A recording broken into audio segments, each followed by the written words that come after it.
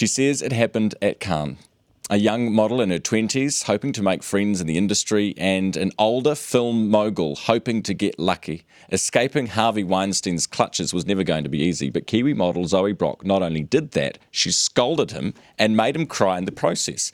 And while the disgraced producer now awaits verdicts for the dozens of complaints made against him, Zoe is helping his other victims by telling her story. And Zoe Brock is with me live this morning. Good morning. Good morning. What happened with Harvey? Oh, God. Look, in retrospect, I think it was a giant setup.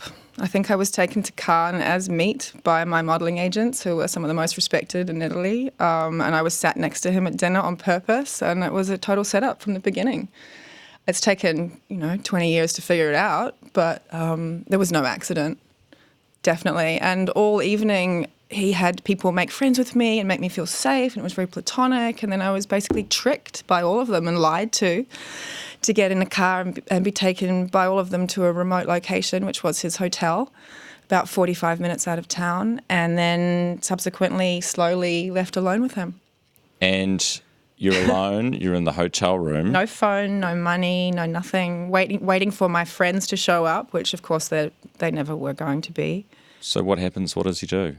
He got naked pretty quick, and I got sober pretty quick. And then I went through a process of reactions. There are 4 reactions that you have when you have a traumatic event that you can go to, and you never know what you're going to have until you have a traumatic event. You can have fight, flight, freeze, or fawn, which is one that specifically women have, which is a flood of endorphins that makes some women actually lie down and sleep with people in situations like that. It's oxytocin gets flooded through your body. It's a horribly unreasonable reaction to trauma when you think about it. And I had all 4 of them, but I had them in the right order. First I froze. I didn't know what to do. Then I felt like if I fawned and allowed him to touch me, I might be able to get my way out of it. Then I immediately freaked out and fled and ran into a bathroom and barricaded myself in there. And then once he followed and was banging on the door, that's when I fought. And you said something to him, which is a little odd. It is odd, and it's seared into my brain. I don't know where it came from. Maybe the ghost of his mother, came out of me. I have no idea. But I said, "Put your effing clothes on, you naughty effing boy." What was he like? Because up until the point when you're alone in the hotel room, he was a lovely, charming, affable man. Super platonic. He was, I don't know if you've ever heard the tapes of him in New York. A woman by the name of Amber Battilano recorded him secretly with the New York police. It is extreme coercion, rapid fire coercion. He's hardcore. I know why some more vulnerable, traumatized women would have just succumbed, But fortunately, I got angry and it worked. And you had no idea that no one warned you that this was this guy's modus operandi? This is what he did? No one gave you a heads up? No. Apparently, later on, I spoke to Rufus Sewell, who's a wonderful actor and a really lovely gentleman. He told me that he'd tried to warn me earlier in the evening to be careful, and I just kind of gone over my head. And when he spoke to you, though, when you said to him, "Put your effing clothes on," did he apologise? Did he come and say to you, "I'm so sorry, is there an issue"? Well, he was on the other side of the door, and his whole demeanour changed, his tone changed. He started to apologise, and he said that he was going to go and do exactly that. And I could hear him talking then from the other room. There was no way out of that bathroom except for past him. So I had to trust that he was doing that. There was no phone in the bathroom. There was no way out except for me to open that door. And so it was a pretty terrifying moment when I opened it, and he was sitting on the bed and he'd put a robe on, and I came out there and I continued to scold him because at that point I just was really furious and I felt just so betrayed and cheated and lied to.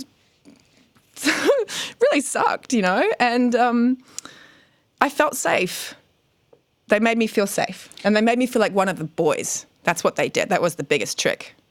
And and then he started to cry and he said, "You don't like me because I'm fat."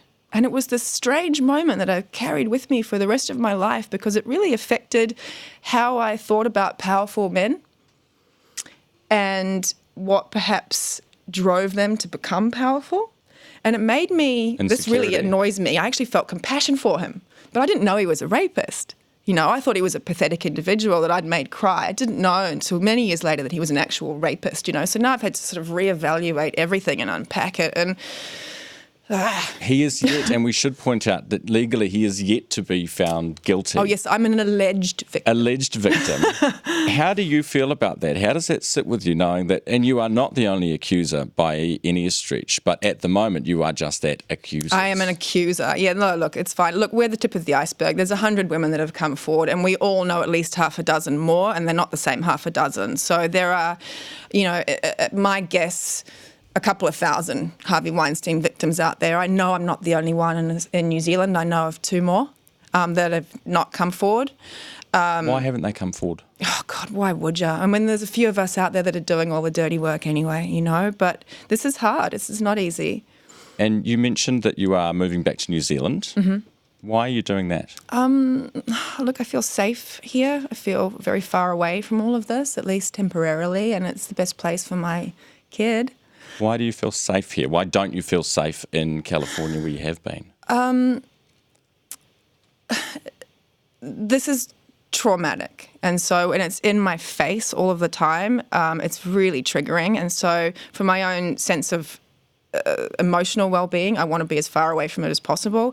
But also once the New York Times story broke that Harvey was employing ex-Mossad agents to spy on all of us and infiltrate our lives, I just wanted to make that as hard for him as possible. But I still don't, make friends with some dude who wants to start up a conversation with me at the cafe or some lady who will sit next to me. It's difficult. How important is it that this guy goes down and he goes for a big skate?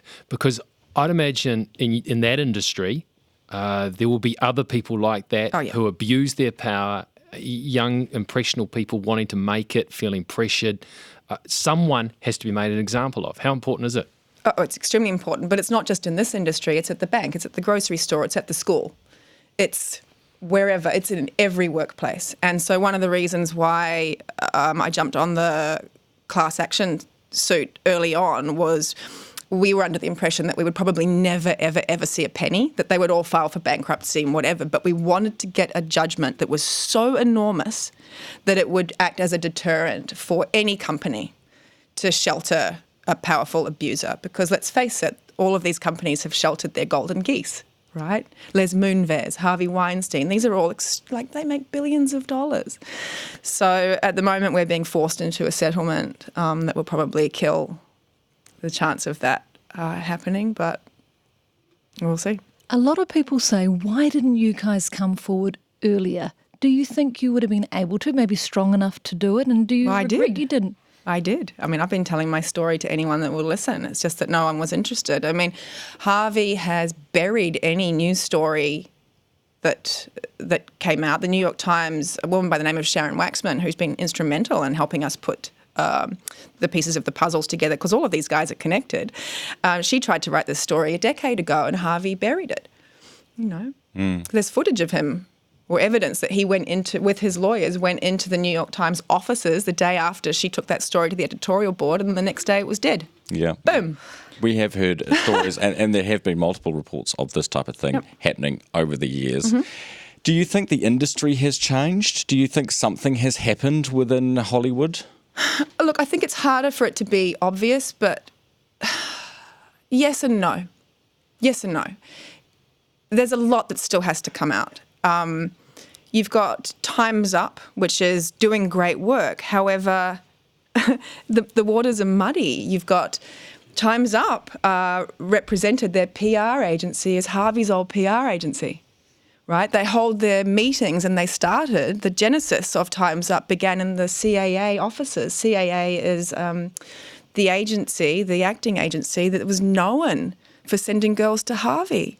So it's so muddy. I don't know. I mean, I think that we need to start holding accountable the people who colluded with Harvey and all of these guys, the people who, look, in my mind, as a alleged victim, I hold responsible anyone who shakes Harvey's hand at a party, or wants to give him or Roman Polanski a job, or wants to be in a movie with Woody Allen, or calls him up on the phone and asks how he is. Like, enough already. These guys, if you still want to be friends with them after all of this, then you're part of the problem. Do you see them fundamentally as broken, insecure men who are chasing power, or do you think they chase power so that they could get away with this kind of stuff? I don't know. I think it's different case by case. It's interesting because before I came on this show, I watched a few of your clips to see if I wanted to. And I saw you talking to this really lovely gentleman who did some coaching work for the Auckland rugby team, and he was talking about how all men can be redemptive. And I'm like, I just don't know. I thought he was a wonderful redemptive case. But I'm dealing with narcissists, and from my experience talking with therapists, and I'm doing a lot of therapy, trust me, a real narcissist and a real psychopath is not a redemptive character. Mm. There's something fundamentally broken. And we can spend the rest of our lives like trying to wrap our brains around it and literally drive ourselves crazy trying to understand these people, and they come in both sexes, so whichever gender. But until you see them as perhaps like not even necessarily human, like maybe as a broken robot, then you can find some freedom from it. So I think of Harvey as an inhuman. What are your plans now that you're in New Zealand? Are you going to be working here? Are you back in the business? Oh God, I haven't been in the business for such a long time. It would be nice, actually. It would be really nice to do some work. Look, right now I just have to heal. This has been really traumatic. The last couple of years have been really hellish, to be honest. And I've got a little one to look after, so she's my priority, and just sort of taking care of myself and taking stock. And then one day I'm going to write a book about all this, because boy, the stuff behind the scenes is insane, kids. Do you think Harvey will get put away? Do you hope he's put away? Of course I hope he's put away, but I tend to live right now in worst case scenario, because the things that are going on behind the scenes are just always so shocking that if I get my hopes up, I just get disappointed. So I'm just keeping a real low set of expectations. Have you ever felt like you're being followed, or like you're being listened to, or like someone is spying on you? You said you felt unsafe in the States. I hate conspiracy theories and I hate being forced in the situation, but I feel like I'm living in one right now. And so I don't, but I am more paranoid than I used to be, for sure.